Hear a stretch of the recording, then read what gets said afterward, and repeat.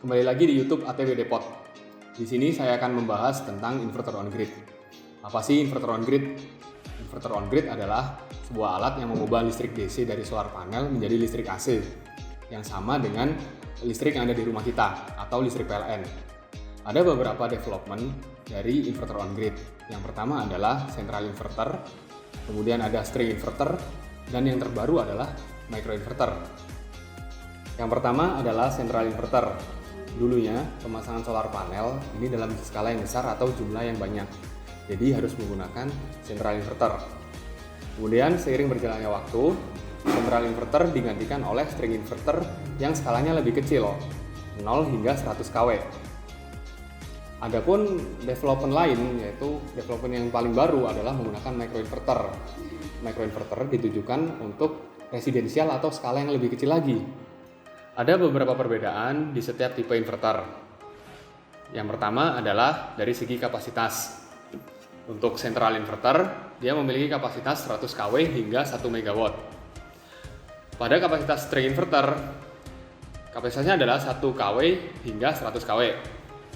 Kemudian yang terakhir adalah microinverter, kapasitasnya mulai 300 watt hingga 1500 watt.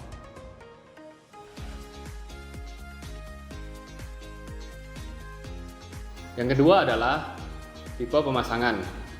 Central inverter dan string inverter memiliki tipe pemasangan secara seri, sedangkan untuk microinverter memiliki pemasangan secara paralel.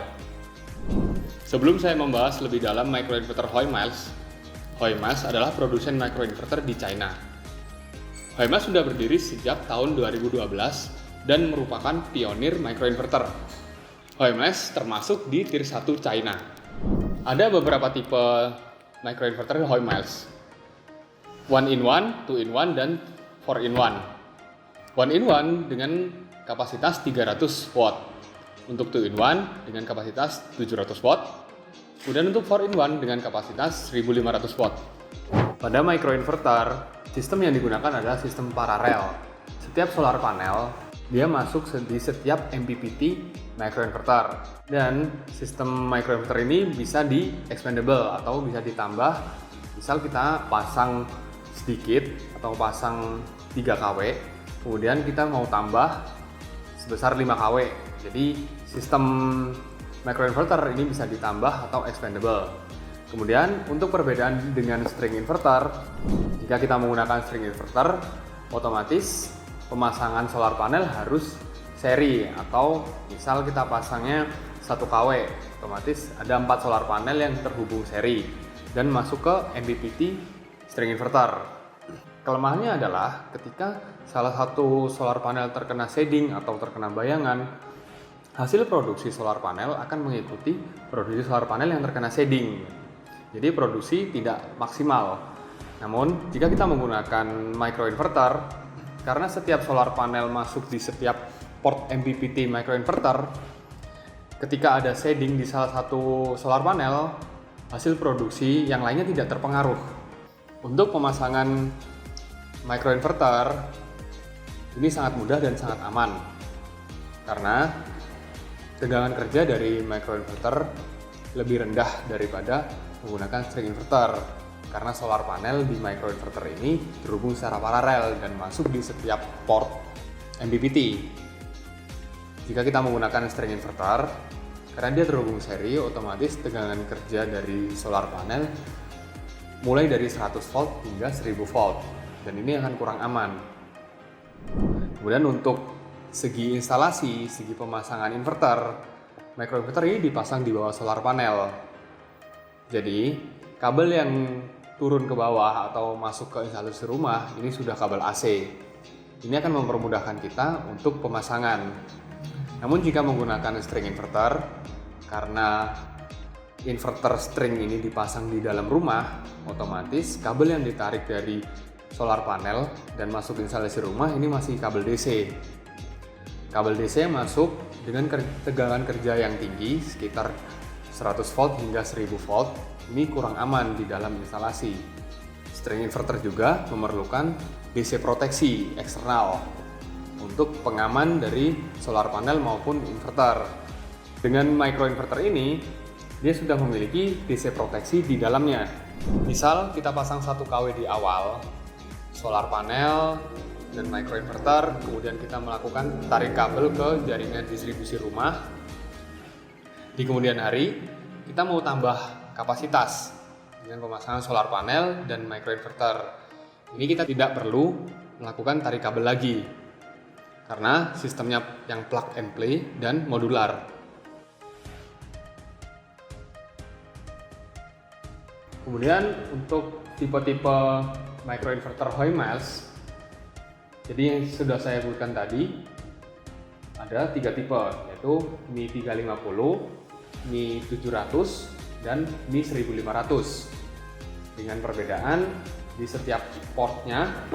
Untuk Mi 1500 dia memiliki 4 port MPPT, yaitu masukkan 4 solar panel. Kalau menggunakan Mi 350 dia memiliki 1 port atau 1 masukan solar panel. Sedangkan untuk Mi 700 dia memiliki 2 port untuk masukan solar panel. Ini juga mempermudahkan kita ketika kita mau tambah solar panel, kita bisa memilih. Misal kita tambah 3 solar panel, kita bisa menggunakan Mi 700 dan Mi 350.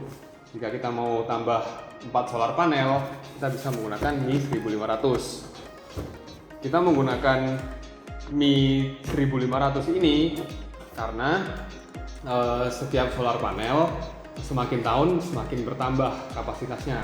Sebenarnya Hoymels mengeluarkan beberapa seri Mi 250, 300, 500, 600, dan 1200 dengan kapasitas solar panel maksimal yang terpasang di 380 WP. Seiring berjalannya waktu, kapasitas solar panel semakin besar hingga 400 WP ke atas.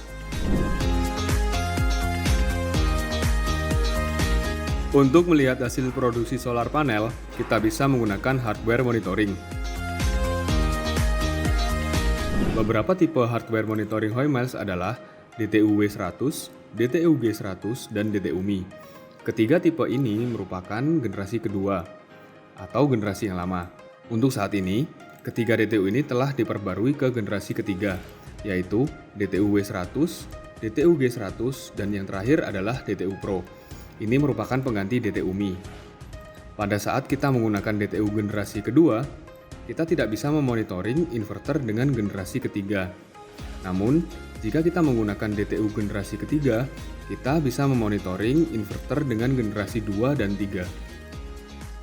Beberapa tipe DTU: DTU W100, DTU G100, DTU Lite, DTU Mi, DTU Pro.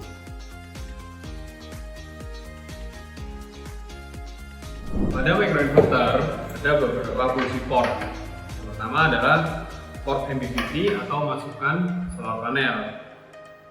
Port MPPT biasanya menggunakan konektor MC4.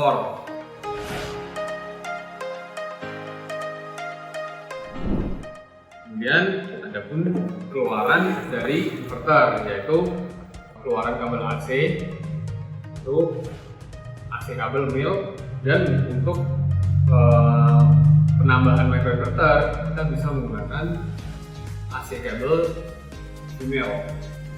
Sebagai contoh, jika kita ingin menggabungkan microinverter satu dan lainnya, AC konektor female dan male digabungkan.